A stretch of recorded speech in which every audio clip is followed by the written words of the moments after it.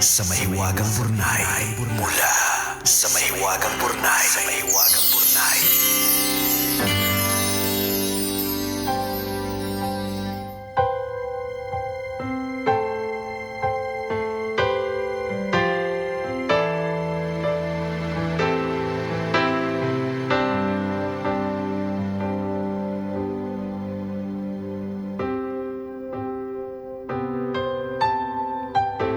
Dear kumikinang na tambalang Nicole Liala at Diego Bandido. Itago niyo na lang po ako sa pangalang Mika. Palagi po ako nakikinig sa inyo kaya po ngayong medyo confused ako. Naisip ko pong sumulat sa Mahiwagang Bornay. Sana po ay mabigyan ninyo ako ng payo.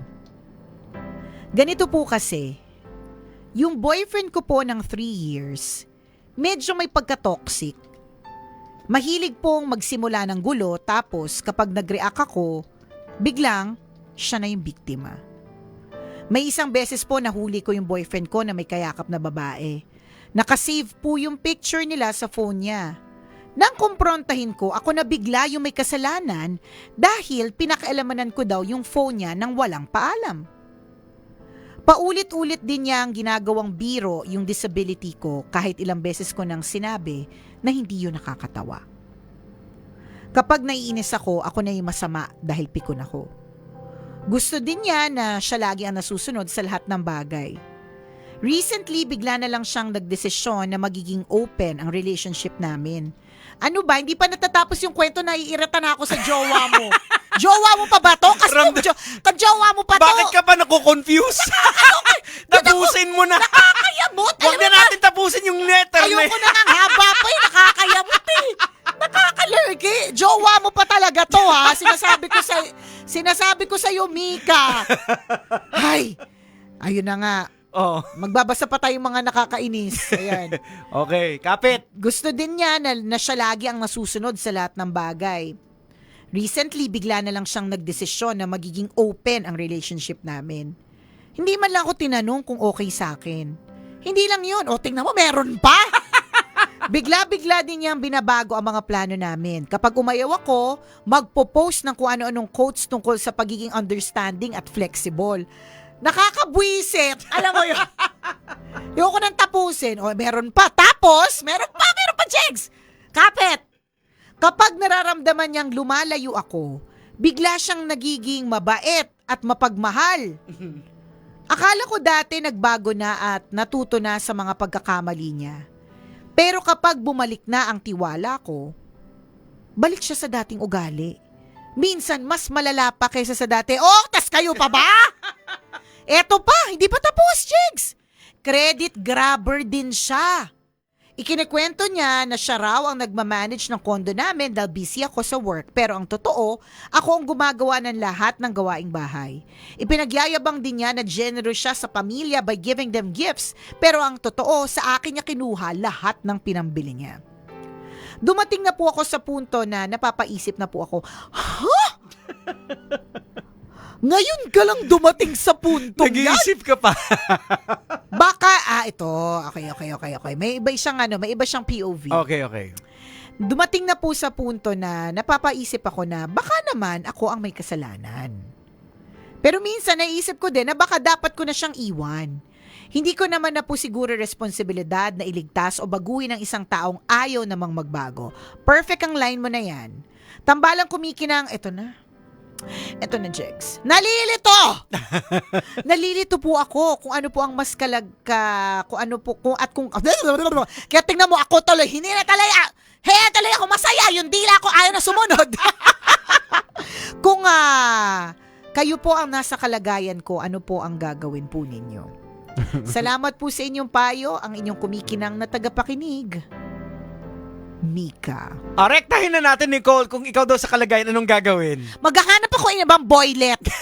Yung bibigyan ako ng pagpapahalaga. Alam mo, ang daming mga kasalanan sa ng jowa mo na talagang super duper red flags. Pero dun pa lang ako dun sa huling sinabi mo na credit grabber. Hate na hate ko yung credit grabbing. Yung bang ikaw naman yung naglatag, ikaw yung nag-ayos, tapos iba yung Tama. iba yung Tama. Guys, gamitin natin yung nararamdaman ngayon ni Nicole Yala. Okay, Nicole. Tama yung sinasabi mo. diba? Oo. Nakakainis yung ako yung nag-build up. Tama. Ako yung tumulong. Ako yung gumawa ng paraan para maging maayos. Correct. Tapos biglang may mag-grab ng credits. Oo. Di ba Di nakakabwisit? tama yan, Nicole. Oo, hindi talaga maling-mali. Tama yan. Sorry. Inside joke. Pero it really is para Yes, sa akin totoo naman. yung credit grabbing is not nice. Aha. Siguro for me, because my number one ko pala harmony. One of my strengths is competition. Mhm. So I really do things para mag-excel, para mag-level up, ganun. Mhm. And hindi ko naman laging iniisip na dapat ako yung i-up. Hindi naman. Mhm. Kasi for example, sa team, kailangan buo. Lahat Aha. tayo. Hindi pwedeng isa lang. Lahat tayo. Aha. Kung ano yung success ng isang team member natin dito is everyone's Oo, success. kasi you can compete naman na pero yung iba yung Oo, tinutulak correct, mo di ba? Ang ayaw ko yung galing sa labas, yung Oo. iba yung yung may Mhm. may ginawa ka, Oo. may sinabi ka, meron kang pina-approve, Mhm. tapos siya pala yung nag-isip. Ay, sinabi niya, actually ako nakaisip ng Oo. ganito. Ay, Oo. galit na galit si Nicole Yala dyan. Yung tipong gusto ko namang i-share, Oo. shinare ko naman sa kanya. In good faith na para kasi para sa atin ating to. lahat. Oo. Tapos biglang siya yung nakaisip. Ala. Di wow, ikaw yung nakaisip. Galit na galit yung Nicole Yala dyan. Ay, wait lang, balik tayo kay Mika. Hindi pala tungkol sa akin to. Oo. De, pero credit grabbing. So, Aha. para sa akin, because maybe it's me, Mhm. because I don't like credit grabbing, para sa akin, red flag yan. Aha. Yung open relationship, yung biglang na hindi man lang tinanong sa'yo, okay lang bang magkaroon na tayo ng open relationship? Napaka-laking red flag nito. Yung flag na to kasing laki ng buong Oo. Antarctica. Umayos Ayan. ka. So, habang kanina po naglilitanya si Nicole, binabasa yung letter, pumipitik-pitik yung ugat sa ulo niya. Kita ba? Oo, chine-check ko po Oh. yung mga traits ng ng control freak lahat. Narcissist. Oo, narcissist. nandun lahat Actually, ng control freak na mga behavior. Ayan, katulad ng Yung paggawa ng kwento. Ayan, kasama yan, yung yan. lahat Oo. na siya yung tama. Correct, Ayan. yun. Yung kahit siya yung mali talaga, gagawa Oo. siya ng paraan, isegue para siya yung tama. Tama, Tapos oo. siya yung pa-victim. Correct, Tingnan oo. mo, from the word itself, sa psychology pa lang, control freak. Yeah. Yung word na freak. Oo. Kabisyo! Mika, ano na? Lumabas ka na dyan. Umalis ka na, girl! Hindi na dapat to pinag-iisipan.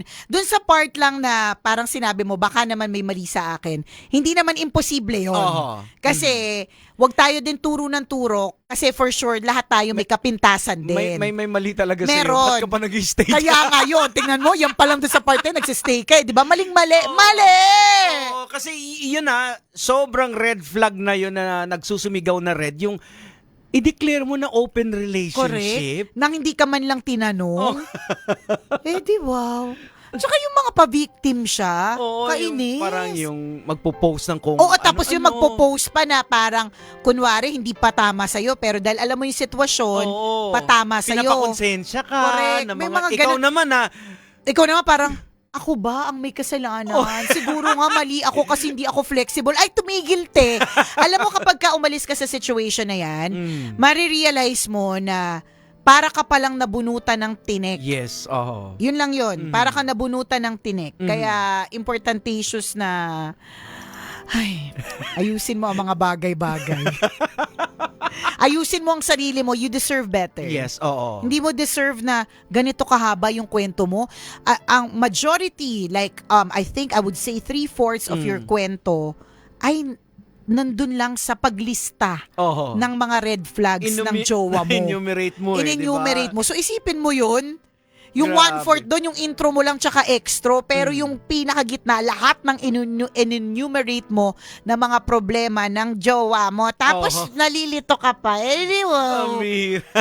Alis na, girl. Ito yung mga signs daw yung refusal to admit weaknesses. Ayan. Yung overplanning, gumagawa sila ng script, 'di ba? Ayan. Na sila yung gusto Bida. bida, 'di ba? Yun yung mga Meron namang mga bida-bida, Oo. pero hindi sila, may mga bida-bida na includer pa rin. Oo, ini-include na pa rin, diba? tinatanong ka, ito Correct. okay ba to? Oo. Ito kasi hindi eh. Mukhang hindi eh. O, Tsaka sabi yung niya, ito ang gagawin natin. Kaya nga Yan. yung sinabi mo na parang hindi nag-admit ng weakness. Oo. Ako, may ano yan, the delicate ground yan. Yung non-admission of weakness. Oo. Yung feeling niya, siya lang imaginein nasa mo, taas lahat. ang relationship nyo, nandun pa lang kayo sa level na girlfriend-boyfriend. Paano kung pa? may family na? Naku, At tapos isipin mo kung paano siya magiging control freak sa mga anak niya. Kung Oo. paano na, yung mga kabataan ng pag-asa ng bayan. Ako, tapos mamaya yung mga anak niya maging politician. Ako, patay tayo dyan. Bakit anong problema sa politician? Hindi. Ibig sabihin, kung ang background sa bahay ay hindi maganda, Ay, tapos maging oo politician, nga. paano na ang pangit bayan? na ng politician na control freak. Oo. Nako, Diba? oo nga. Yung kahit kasalanan, hindi niya kasalanan. Hindi di ba ganun? Totoo. Parang dito, yung Oo, jowa ipapasa ni sa Mika, iba. papasa Oo. sa iba. Yan, Oo. ikaw ang may kasalanan. Kahit Parang- kasalanan mo talaga. Oo. Kitang-kita naman. Oo. Nako, sabi namin Itigil na yan, Mika, lumabas girl. ka na dyan, girl. Parang awa mo na, girl. Imagine mo na may girls night out kayo, hindi ka Oo. papayagan. Correct. Tapos kapag ka pinayagan ka, galit siya, tapos kasalanan mo, malandi Oo. ka. Feeling ko ganun yung Ayan. mga lies. Ayan, pinayagan kita, pero gusto ko lang sabihin sa'yo, ikaw talaga yung malandi, lumalabas Oo. ka, ganyan. Nung pinayagan ka, sige, labas na kayo. Tapos may nagkukwentuhan, nakakain ako. Tapos biglang nag-message, andito lang ako sa labas ha. Oh, tingnan mo. Kung sang lugar kayo, nandun pala siya nakapaligid. Ay, ayaw na, wag. Kasi mahirap. Pag Oo. naging mag-asawa kayo, tapos ang mission ninyo is to Oo. procreation, Oo. magkakaroon kayo ng mga anak na Nako. mahahawa sa kanyang DNA. Naku po. Hayan, hindi mo na... Well, to be fair naman din sa pero kung magbago yung tao, then why not? Di ba? Nang wala na muna kayo. Oo. Kasi kawawa try ka mo dyan muna eh. to distance yourself. Pwede. Oo. Alam mo, tama din naman yung word na sinabi mo, yung words na sinabi mo, yung sentence na sinabi mo, na hindi mo naman siguro obligasyon baguhin ng isang taong ayaw naman magbago. Yes, oo. You can only do so much. Yan, tama. Kung ginawa mo naman yung, alam mo sa sarili mo, yung ginawa mo lahat ng adjustments, pero masakit pa rin sa ulo. Bakit? Oo. Masakit yan sa ulo, tapos nagsistay? Diba? Pag masakit sa ulo, pag toxic, Yung umpisa pa lang nga ng letter mo, yung sa toxic kong boyfriend. yun na. Tingnan Yung mo may yan. BF ka na 3 years na medyo toxic. Tapos Tingnan mo. nagpapabiktim pa pag kinumpronta mo. Tingnan mo. Yung intro pa lang eh. Sus. Itigil na yan. Ang laki ng why? Bakit nandiyan ka pa? Oh. Yan. Gets naman namin, nakakabulag talaga ang pag-ibig. Mhm. Pero he's not the only guy in the world. Oo. Yun lang yun. Ayan. So, pahingahin mo yung sarili mo. Truly. O, pahinga muna. Correct. Ayan. Yun O lang siya. yung Mika. Yun lang muna, Mika, ha? Okay. Ay, exit na muna kami for Oo, now. magpapahinga muna si Nicole yan. Nag-init ako, may mga naalala kasi ako mga people eh. Kaya exit na muna for Ayan. now, ha? Salamat sa pagtutok. Salamat for sharing your story, Ayan. Mika. O siya, hanggang dito na lang po muna ang tambalang kumikinang. Ako po si Diego Bandido. At ako po si Nicole Yala. Kailangan pa bang i-memorize yan? Basic! Ayan, Mika. Please, ayan. Let it go. Oo. Let him go. Oh, goodbye na. Goodbye. Lahat na ng kanta ng goodbye. Paalam na. Lahat na. Bitawan Exit ka na. mo na. Correct. And then you'll realize, promise, you'll realize, based on experience ha, you'll realize na mas masaya pala pag wala siya. Yes. Minsan kasi natatakot tayo to get out of a relationship kasi feeling natin magiging malungkot tayo. Pero before you know it, dahil sobra ng tindi ng sakit ng ulo na binibigay niya sa'yo, mas masaya pala talaga nang wala siya. Tama. Ha? Ayan. O siya, salamat na marami sa pagtutok mga kabisyo. Thank you, Mika. Bye. Bye everyone. Happy weekend.